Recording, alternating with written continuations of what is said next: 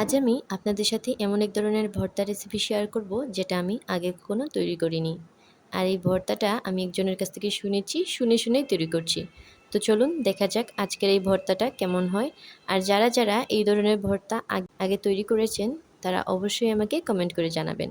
আর আজকের ভর্তাটা আমি কাঁচা কলা দিয়ে তৈরি করব। এই জন্য আমি এখানে ৩টা কাঁচা কলাকে খুব ভালো করে সিদ্ধ করে নিয়েছি। যেহেতু প্রথমবার তৈরি করছি তাই আমি অল্প করেই তৈরি করছি। কাঁচা কলাটাকে কিন্তু আপনারা খুব বেশি সিদ্ধ করতে যাবেন না, তাহলে কিন্তু ভর্তাটা নরম হয়ে যাবে। তারপর আমরা যেরকমভাবে আলু ভর্তা তৈরি করি ঠিক সেরকমভাবে আমরা কিছু শুকনো লঙ্কাকে খুব ভালো করে ভেজে নিব। আর কাঁচা পেঁয়াজ, লবণ আর সরিষার তেল দিয়ে খুব ভালো করে মেখে ভর্তাটা তৈরি করে নিব। আমার কাছে মনে হয় যে কোনো ধরনের ভর্তাই খাবারের স্বাদকে দ্বিগুণ করে দেয়। আর এজন্য যখনই কোনো নতুন ধরনের ভর্তার কথা শুনি আমি সেটা তাড়াতাড়ি তৈরি করার চেষ্টা করি। তবে ভর্তা যে কোনো ধরনেরই হোক না কেন, চেপা শুটকির ভর্তা কিন্তু অন্য লেভেলের। এটার সাথে অন্য কোনো ভর্তার কম্পেয়ার করা সম্ভব নয়। আর এই তো কথা বলতে বলতে তৈরি হয়ে গেল আজকের আমাদের এই নতুন ধরনের ভর্তাটা। তো চলুন গরম ভাতের সাথে এখন ট্রাই করি আজকের এই নতুন ধরনের ভর্তাটা কেমন হলো।